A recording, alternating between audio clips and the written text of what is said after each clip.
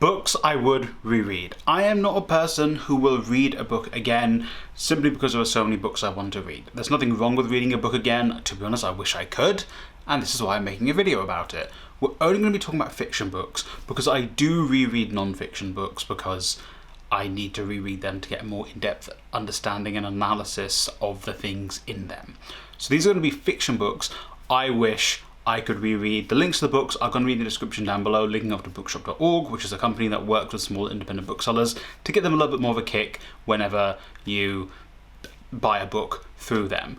Also, try and get the book from your local library. I love the library, you should love the library. We should all love the library. Let's get into the video. We're starting off strong with If Cats Disappeared from the World. This is my favourite book. I love this book, I adore this book. I watched the movie recently and it was like, oh my god, I've got to reread this book. I've not reread it since I read it the first time. Maybe I did read it twice when I first read it because I was, 10, 12 years younger. It's crazy. Maybe 10 or 11. But I think I read it twice then.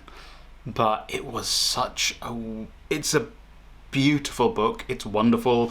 It basically goes into the importance of valuing what you have, making the most out of your life, also seeing people how they are, meeting people where they are, but also like understanding the beauty and intricacies of those people, understanding that we don't always actually have a full understanding of how those around us are operating. It's you know, kind of very much goes into this idea of a community and learning about your community and learning from your community and doing the best you can with your community and yourself to not just benefit yourself but others. It also shows you like the importance of the little things we have in life.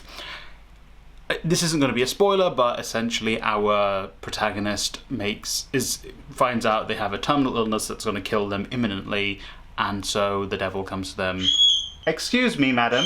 Our protagonist makes a deal with the devil to basically say, hey, if you remove one thing from the world, we will expand your lifespan by 1 day. Extend, not expand. Don't mean expansion. Anyway, log back in. So our protagonist does this. They will remove something for a day and, well, from the world to extend his life by 1 day. And it's him reckoning with the consequences of removing that thing, the relationships removing that effects on him. And it's just really interesting how, you know, he comes to value books or movies or other things, a clock, an alarm, a phone, all these other things. It's wonderful. And the film's pretty good. There's very few flaws I have with the film. I think just the use of CGI is a bit naff here and there, but also the film is maybe 10 or so years old as well. But yeah, I adore this book. It is my favourite book. I will definitely be rereading this. Up next is another hard hitter. It is Strange Weather in Tokyo by my favourite author Hiromi Kawakami. So we're going with another favourite. Again, I read this around the time I first read If Cats Disappeared from the World, and I'll be honest, this is the first Hiromi Kawakami book I read, and I've fallen in love with her. I've read, I think, almost all of her books. There might be one or two I've not gotten, or everything that's been translated in English. I think I've read. I'm like 90% sure I have. And I adore Hiromi Kawakami. Even her books that aren't her best, that even admittedly she was like, yeah, I don't think this is my best book, I enjoyed, or I find something in them that I love. Strange Weather in Tokyo is the one I was recommending to everyone when I first read it. I've had people come back to me and be like, why did you recommend me this? And other people be like, oh, I loved it. I'm glad you recommended me this. So, because I'm getting that mixed reaction, I do want to go back and reread it and fully remember and understand it. I liked the aspect of how, because obviously this is one that I felt is more focused on the romance aspect, because obviously there was a lot of romance in Kawakami's books, but that's not always, or certainly isn't, the main focus of her books. But this one I felt very much leaned a little bit into that, and so I was like, oh, I enjoyed that, but also I was about 18 or 19 when I read it, and it was a different type of romance. Again, I was reading these books by male authors who, reflecting on it, the male gaze towards the women was like, oh, what the frick? Why is this guy talking about women like this? And this was such a refreshing and new way of seeing a relationship. That was also like an age gap that many of these male authors were doing, but from Kawakami's perspective. And it was a very introspective book as well, and it was one of the ones I was really getting into. Introspective reading and books was kind of my transition into reading more literary fiction. And also, you know, again, we're talking about 2 Japanese books, so another one where I was like, okay, I'm kind of getting this. So I would love to reread this to fully kind of get back into it and understand it. Also because this month's book club, movie is 10 Loves of Mr. Nishino, which is a Hiromi Kawakami book based off the 10 Loves of Mr. Nishino. So if you are interested, £1 a month you can remember. We'll get more into that at the end of the video. But this book is just, it essentially was the one that triggered my reading habits and my thought process of how I see essentially how women are treated in books, especially in relationships with them, because, you know, having been reading Murakami, and, you know, I've got like so many videos about how much I hate Murakami's writing, it triggered an understanding of, oh, okay, relationships don't need to be written in the way Murakami writes them. Women don't need to be written the way Murakami writes them. They can be written in this very different way. And from then on, I appreciate, and I think I read more books by female authors now than I do male authors. You know, correct me on that if I'm wrong. Obviously, I'm going back and reading some older literature, which might skew that. But yeah, it kind of just triggered my reading habits and interests going forward, and they've not obviously they've grown from there, but it's very much like a through line for them. And finally, because it's really hot and these lights are making it even hotter, we're going to be talking about Guards by Terry Pratchett. This is the most recent one of all the books I've read. I think I read it at the end of last year, and I adored this book. Terry Pratchett is my alma mater.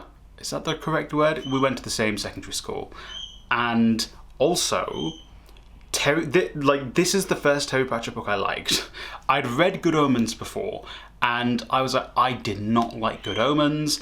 I was like, this has put me down on Terry Pratchett, and everyone was like, oh, actually, you know what? Why don't you read Guards, and see what you like? Obviously, I like dragons as well, so they're like, okay, you should read Guards, and I read it, and I was like, oh, it was Neil Gaiman's fault. It was the Neil Gaiman-ness of that book, which is the reason I didn't like it, because this book is 100% Terry Pratchett, and it was great. I loved every second of it. I actually wanted to read it again, but it was during a time where I was trying to read as many books as I could, just to get through all of them. But it was brilliant. It was funny, it was emotional, it was confusing, but in a good way, where I'm like, oh, what's going on here? Obviously, there was the stuff which lent into the lore of Discworld, which really has pushed me to be like, I need to read more Discworld books. I just fell into having such a big backlog where I've not gone off and bought any Discworld books to read. But genuinely, if you, like me, haven't read a Terry Pratchett book, or you've read like the Neil Gaiman Terry Pratchett books and you're a bit down on them, genuinely go for it. Everyone was like, this is a great place for you to start. Obviously, my love for dragons as well did play into that, because this is a very dragon heavy book, but everyone who was like, yeah, read this, I had to thank them, because I was like, this is so good, this is so much fun. It has completely changed my opinion on Terry Pratchett, and I absolutely adored this book. So those are 3 books I wish I could reread, or will reread, or want to reread, or reread. I'm saying reread a lot, aren't I? Let me know in the comments down below which books you would love to reread. If there's any, you know, particularly fiction, obviously, because like I said, non-fiction books, I do go back and oh my God, I'm getting self-conscious that I go back and reread, because I kind of try and do more analysis and stuff for them, especially because they're more serious topics I'm reading on.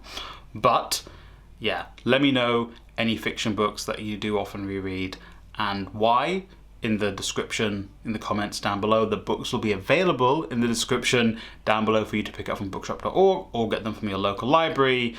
And I'll say a special thank you to my members. As I mentioned earlier, members get access to the book club, the movie club, additional bonus videos, other such goodies. You can join from as little as £1 a month. That gets you access to the movie club and book club tier. This month we are reading 1 Billion Years to the End of the World, and we're also watching The Loves of Mr. Nishino, which again based off a Hiromi Kawakami book. So if you are interested, hit that join button down below or on my channel. Thank you for watching. I hope you guys enjoyed this video. Like, subscribe, share the video with a friend or family member. If you are somewhere where you are facing extreme weather, please stay safe. And I hope you read a great book today. Oh my god, it's so hot, my brain's hurting and I'm stumbling over my words.